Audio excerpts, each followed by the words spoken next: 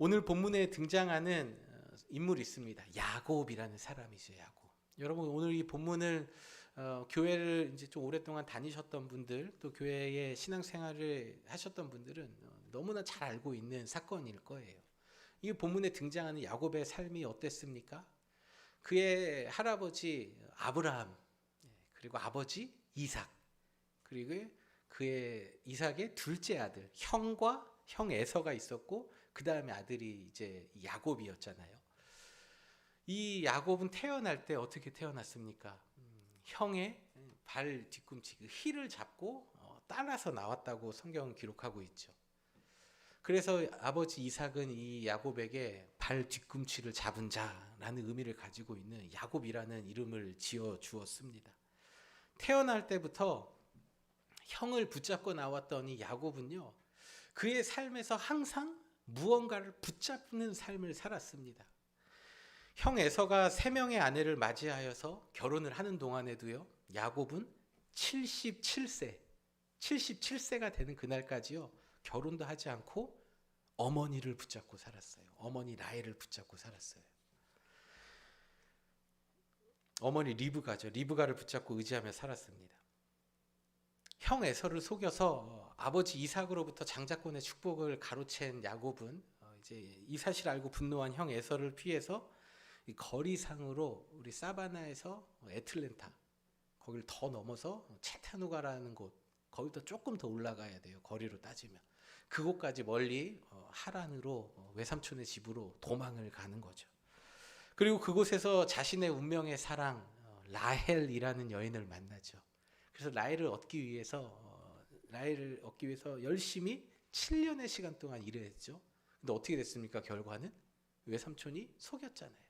그래서 언니 레아를 주니까 야곱은 이 사실에 분노하면서 다시 라헬을 얻기 위해서 7년의 시간을 열심히 대가를 받지 않고, 대가는 라헬을 얻는 조건이었기 때문에 열심히 수고스럽게 일을 했습니다. 이후 6년의 시간을 보수를 받으면서 외삼촌의 집에서, 그 라반의 집에서 일했던 야곱은 그의 나이 91세에 하나님의 음성을 또 듣습니다. 그리고 다시 고향으로 돌아가라라는 말씀을 듣고 이제 다시 채타누가에서 이제 사바나까지 오는 길이에요. 그 오는 길에 야복 강가라는 곳에 도착을 했습니다. 오늘 본문의 배경이 여기에요. 하나님의 말씀을 듣고 20년 만에 다시 고향으로 돌아가는 길에 야복 강가에 도착한 야곱은 우리가 읽지는 않았지만 형 에서가 400명의 사람을 거느리고 자신을 만나러 오고 있다는 이야기를 들었습니다.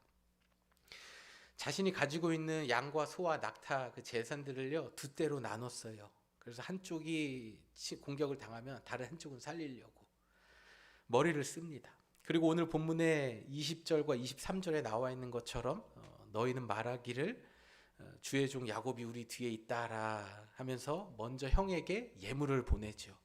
그리고 자신의 모든 소유들을 먼저 그 야복강을 건너게 보내고요, 자신은 가장 안전한 무리 가운데, 21절에 나와 있죠. 가장 안전한 무리 가운데에 있다가 그곳에서 밤을 지내다가 23절에 자신의 두 아내와 여종, 아들조차도 먼저 다 보냅니다. 다 보내요. 그리고 혼자 남아있는 거예요. 평생에 자신이 원하는 것을 붙잡고 살아왔던 야곱은 그가 가지고 있는 것을요, 모든 것을 다 먼저 보낸 다음에 이제 자신이 딱 하나 붙잡고 있는 거예요. 그건 무엇입니까? 생명, 자신의 목숨. 이거는 놓지 못하는 거예요. 붙잡고 있었던 그때의 24절과 25절을 보면은 어떤 사람이 날이 새도록 야곱과 씨름했다라고 이야기하고 있어요. 이 다른 번역본에 보면은 이 어떤 사람을 천사 또는 하나님의 사자, 또 하나님이라고 이렇게 번역을 해 놓았는데, 이 어떤 사람이 나타나 씨름을 하는 거예요. 야곱과 이 레슬링을 하는 겁니다. 우리 뭐 한국에서 생각하는 그런 씨름 또는 뭐 레슬링, 그런 걸 하는 거예요. 힘겨루기를 하는 거예요. 이것을 하는데 성경은 야곱을 그 사람, 그 하나님의 존재, 또 하나님이 보낸 천사, 이 하나님이라는 존재가 야곱을 이기지 못했다라고 기록하고 있습니다. 이것은 하나님께서 보내신 천사 또는 하나님께서 힘이 없어서 이 사람 야곱을 이기지 못하였다라는 것을 말씀하는 것이 아니라요, 사람이 자기의 힘으로 하나님 앞에 딱 맞설 때에요, 하나님도 어찌할 수 없다라는 것을 오늘 본문을 통해서 잘 보여주고 있는 것입니다. 여러분, 미국에 홍수가 많이 나잖아요. 근데 어떤 한 마을에 이제 홍수가 이제 났다고 합니다. 그래서 모든 집들이 물에 점점 잠기고 있었고, 모든 사람들이 이제 대피를 하는 상황에서 움직이지 않는 한 사람이 있었습니다. 이웃들이 물이 점점 차오르니까 빨리 대피하자고 이야기했는데, 이 사람이 하는 말이 이거예요. 나는 하나님께서 지켜주실 것입니다 하고 움직이지 않았대요. 그 점점 또 물이 차가지고 이 사람은 이제 무릎과 허리 높이까지 물이 차니까 이 사람은 어떻게 해야 되나 움직이지 않아요. 그때 갑자기 보트가 한 대가 딱 와서 구조대가 빨리 보트에 타라고, 이제 큰일 난다고 얘기했습니다. 근데 이 사람이 어떻게 했을까요? 안 탔어요. 왜냐하면은 그 사람에게는 믿음이 있었거든요. 무슨 믿음입니까? 하나님께서 나를 구해 주실 것이다, 건져 주실 것이다. 보트도 갔어요. 구조대가 갔어요. 점점 더 물이 차가지고 지붕 위로 올라갈 지경에 이르렀습니다. 그런데 진짜로 기적적으로 하늘에서 구조 헬기가 또 나타난 거예요. 구조대들이 헬기에 밧줄을 내려주면서 이 사람을 구조하려고 했으나 이 사람은 거기서도 나는 타지 않겠다, 하나님께서 나를 이곳에서 건져 주실 것이다 라고 이야기했습니다. 이 사람은 어떻게 됐을까요, 여러분? 물에 빠져서 잠겨서 죽게 되었습니다.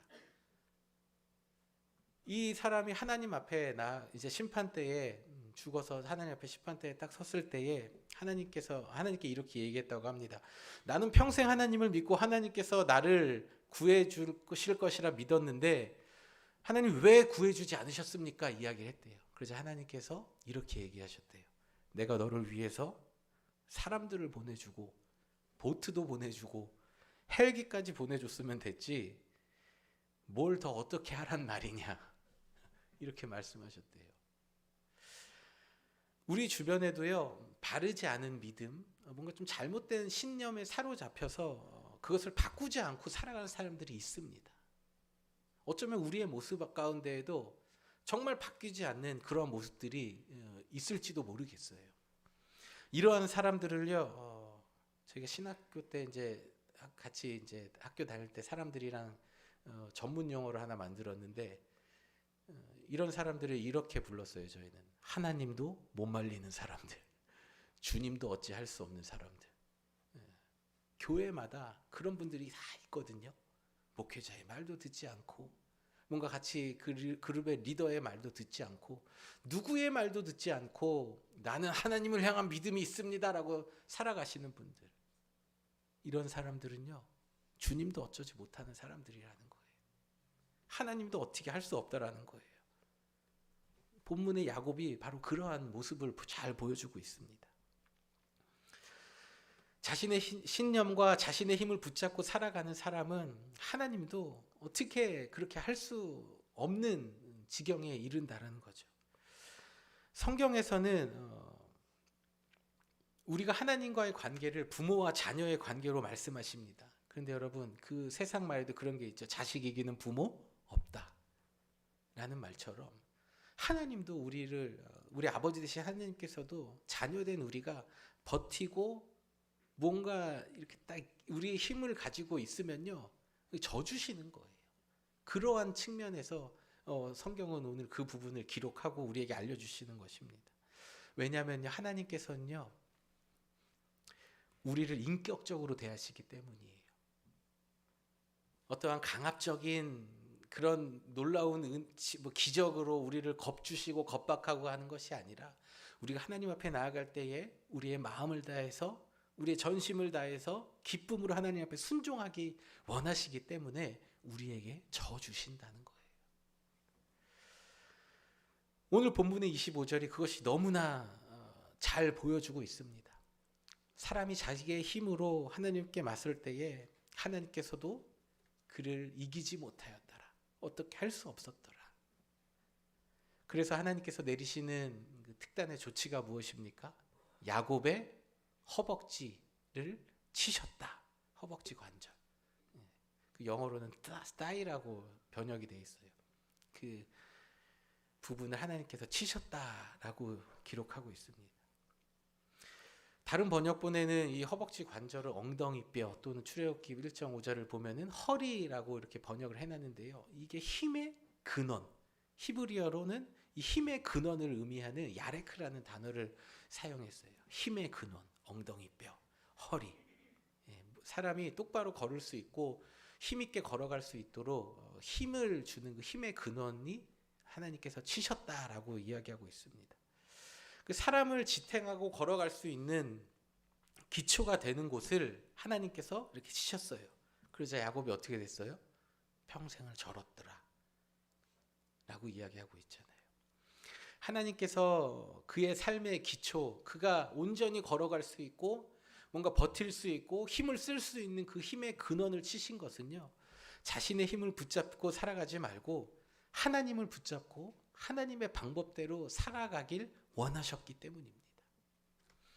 한글 성경에서는 하나님께서 그것을 치셨다라고 번역을 해 놓았지만요, 영어 성경을 보면요 조금 더 부드러운 표현으로 되어 있어요. He touched. He touched. 하나님께서 야곱을 그것을 만지셨다. 야곱의 힘의 근원을 만지셨대요. 사랑하는 성도 여러분, 우리가 이 세상을 살아가면서 하나님이 아닌 다른 것들을 붙잡고 살아가고 계시지는 않으십니까? 하나님을 붙들고 하나님을 의지하고 살아가야 하는 저희이지만, 또는 하나님을 붙들고 내가 믿음을 가지고 살아가고 있어, 나 하나님을 향한 믿음이 있어 라고 자부하고 살아가지만, 하나님을 붙잡고 있는 것이 아니라 내가 가지고 있는 내 믿음을 지키기 위해서, 내 신념을 지키기 위해서, 또 내가 나의 힘과 생각대로 이 세상을 살아가고 있지는 않으십니까? 여러분의 삶의 기초가 하나님이 아닌 다른 것에 있다면요, 하나님께서는 여러분의 그 삶의 기초를 만지실 거예요.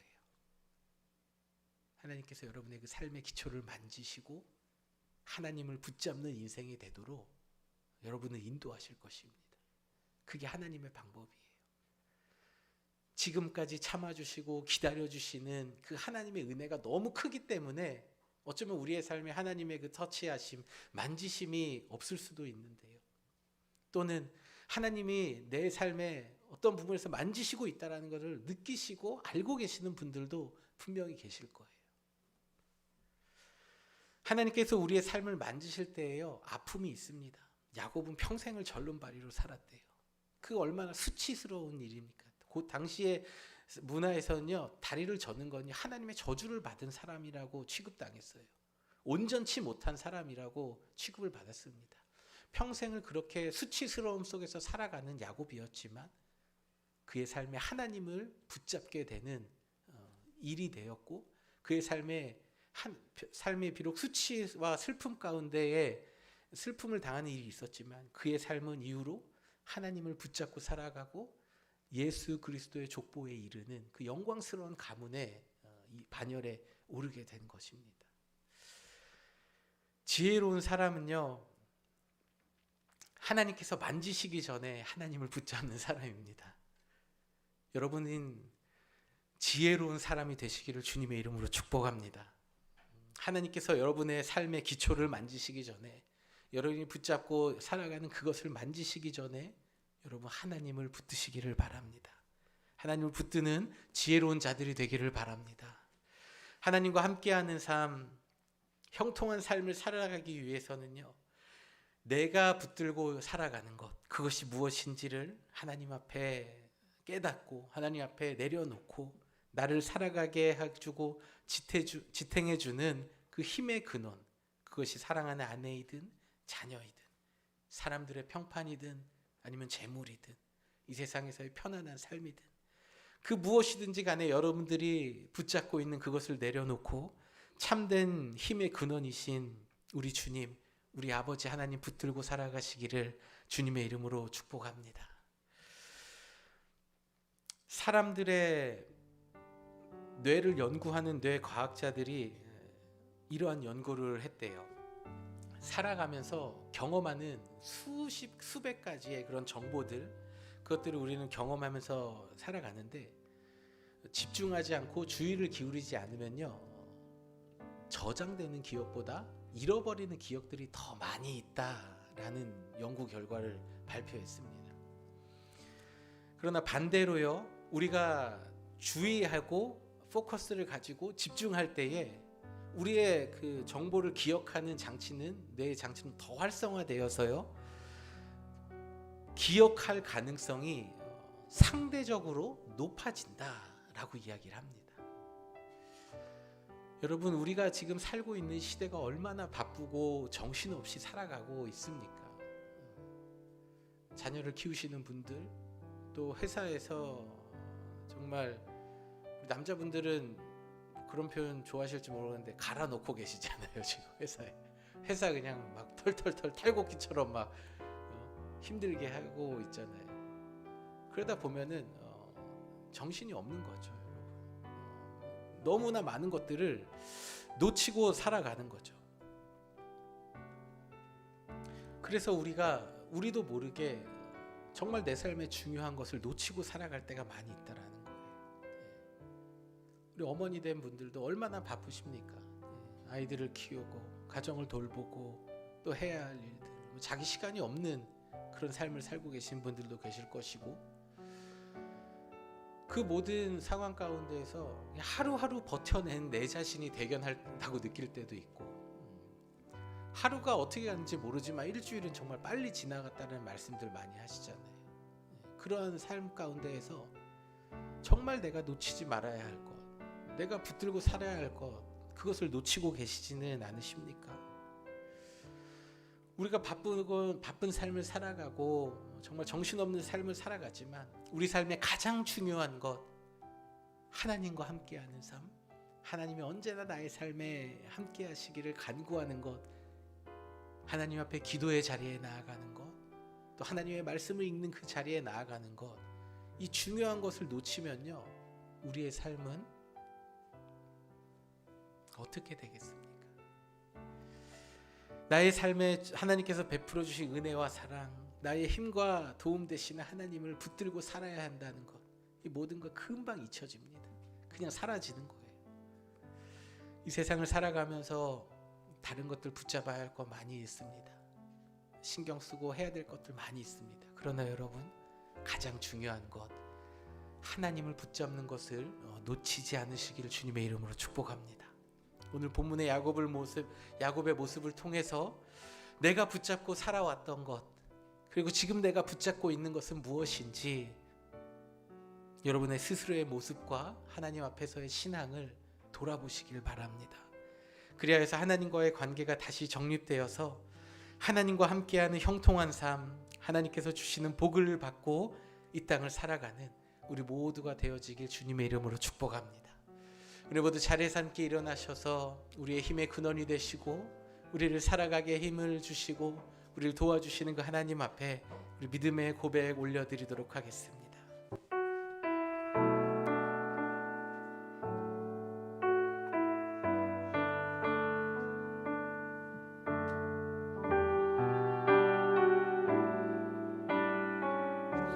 하나님은 너를 지키시는 자, 너의 우편에 그늘 되시니 낮의 해와 밤의 달도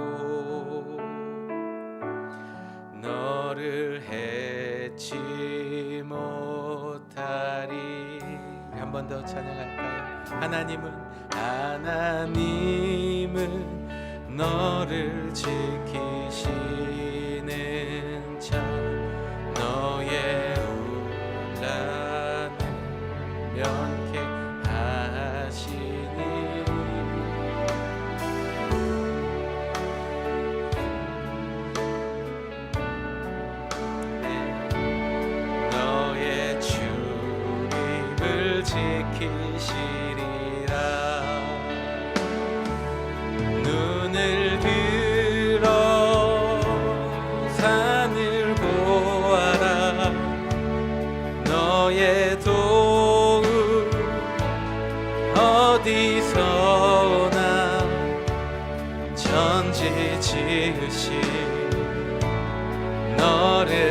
만드신 여호와께. 우리 한 번 더 찬양합니다. 하나님은 나를 지키시는 자, 나의 우편에 그늘 대신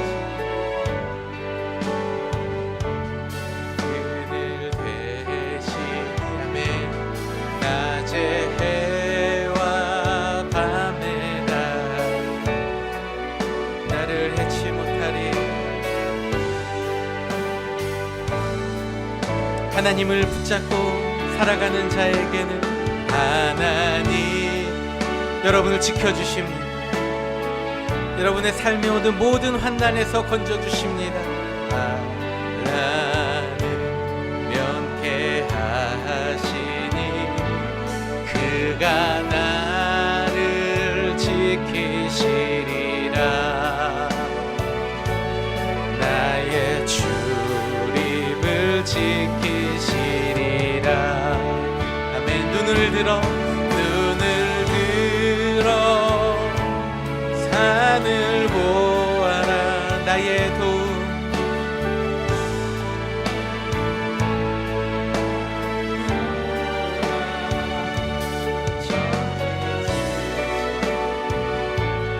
너를 만드신 그 믿음으로 한 번 더 고백할까요? 주님, 나의 눈을 들어 주님을 봅니다. 눈을 들어 산을 보 나의 도움이 주님으로부터 옵니다. 어디서나 천지 지으신 나를 만드신 여호와께. 우리 오늘 주신 말씀을 가지고 하나님 앞에 함께 같이 기도하겠습니다. 사랑과 은혜가 많으신 하나님, 하나님의 은혜와 사랑으로 오늘도 저희를 참아주시며 하나님을 바라보라고 하나님을 붙잡기 원하시며 기다려주신 하나님의 은혜와 사랑에 감사를 드립니다. 하나님, 저희의 삶 가운데에 늘 주님이 함께 하시고 주님이 붙들어 주심을 감사를 드립니다.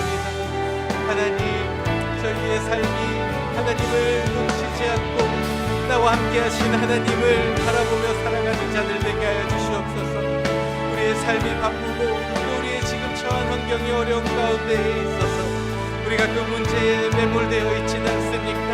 지금 나의 처지와 상황을 바라보느라 정말 중요한 나의 도움이 되시고 나의 힘이 되시는 주님을 놓치고 있지는 않습니까? 우리의 삶을 형통하게 하시는 하나님을 붙잡지 못하고 다른 것들을 붙잡고 있지는 않습니까? 아버지 하나님, 우리의 모습들을 오늘 말씀을 통하여서 보여주시고 깨닫게 해주시는 은혜를 허락하여 주시옵소서. 그리하여서 우리의 삶에 가장 놓치지 말아야 할 것, 우리의 삶의 끝까지 세상을 살아가는 날까지 붙잡아야 할 것, 하나님을 붙잡고 살아가는 저희들 되게 하여 주시옵소서. 그리하여 우리의 살아가는 모든 평생에 모든 것들 순간순간마다 하나님을 붙잡고 살아가며 하나님의 주시는 복과 은혜를 받아들이며 우리의 자녀들이, 우리의 자자손손이 하나님을 붙잡고 살아가는 우리의 모습을 보며 우리의 자녀들이, 우리의 가문이 하나님 붙잡고 살아가는 믿음의 가문, 믿음의 자녀들 될 수 있도록 주님 함께하여 주시옵소서. 주님의 은혜와 사랑으로 오늘도 우리 가운데에 붙들어 주시고 말씀하여 주심을 감사를 드립니다. 우리의 모든 삶에 주님을 바라보는 자들 되게 하여 주시옵소서.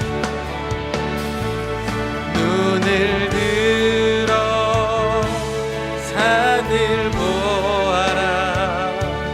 나의 도움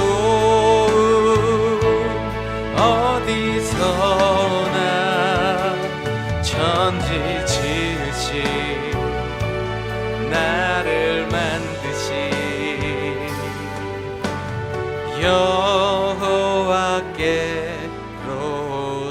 여호와께로다.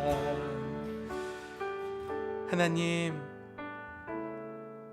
우리가 하나님 사랑하고 또 하나님을 향한 믿음이 있다고 하지만 오늘 본문의 야곱의 모습처럼 내 생각과 내 계획대로 내가 가지고 있는 것을 지키기 위하여, 내가 가지고 있는 것을 붙잡기 위하여 살아가고 있지는 않습니까?